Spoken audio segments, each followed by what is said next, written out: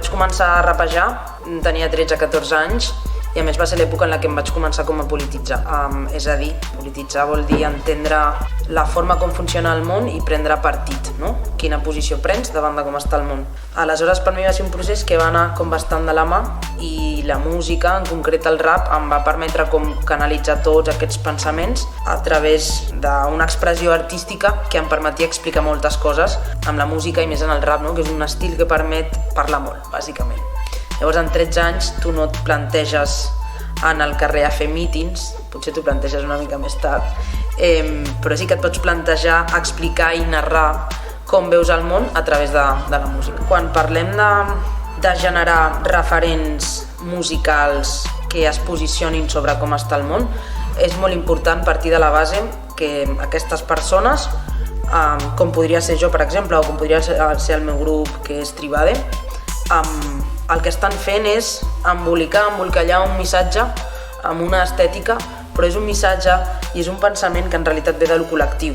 Per tant, el mèrit quan una persona es puja a un escenari, quan treu una cançó, aquesta persona no ha elaborat un discurs perquè s'hagi il·luminat, sinó que en realitat ve d'un malestar que ve de lo col·lectiu. Per tant, aquesta responsabilitat, diguéssim, de com generes aquest discurs, com transmets aquests valors, aquestes idees, va relacionada, no? Des d'on surten, des d'aquests moviments socials, etc. La música que escoltem amb un missatge que parla de no discriminació, de respecte, de lluita per allò que considerem just, de la llibertat i de totes les coses que considerem que valen la pena viure. No només aquesta música és una música política o que té un missatge. Hi ha tota una música que és la que s'escolta normalment a les ràdios o que es veu a la televisió o que és la música més comercial, més fàcil d'escoltar. Aquesta música també té un missatge. Totes les músiques són polítiques d'alguna manera i totes les músiques transmeten uns valors. Aleshores jo crec que és molt important aquelles persones, aquells artistes, aquells col·lectius que es dediquen a fer art, no descuidar mai l'estètica i generar uns continguts, generar una música, generar pel·lícules, llibres, etc., que competeixin en el mateix nivell, a nivell estètic, que aquesta música més comercial i que escolta tothom. La idea és que la gent estigui ballant, però que alhora estiguin, diguéssim, empapant-se d'uns valors importants. A Barsembrant el que realitzem són tallers normalment de rap, toquem les 4 disciplines del hip-hop, que són DJ, breakdance, graffiti i rap, però majoritàriament fem tallers de rap i sempre tractem alguna temàtica social, no? Sigui prevenció de les violències, racisme, sexisme, antifeixisme, malestars i salut mental, etc. Aleshores, el rap és una música que pels seus codis està molt relacionada amb el jovent. Quan parlo de rap em refereixo a música urbana, que en realitat tot ve una mica del mateix. I a través d'això intentem mai desvincular aquesta música que ve del carrer, que ve del barri del Bronx, que ve del barri, de la pobresa, etc., desvincular-la dels seus valors de lluita i de reivindicació.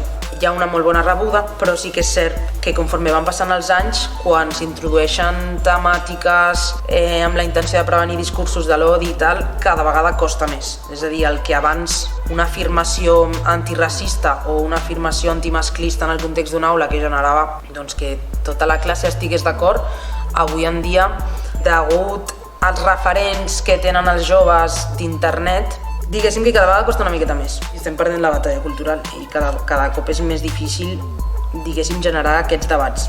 Una pregunta que es podrien fer totes aquelles persones, aquells joves que tenen alguns referents, que per exemple són streamers o són youtubers, és fins a quin punt s'identifiquen amb aquesta persona.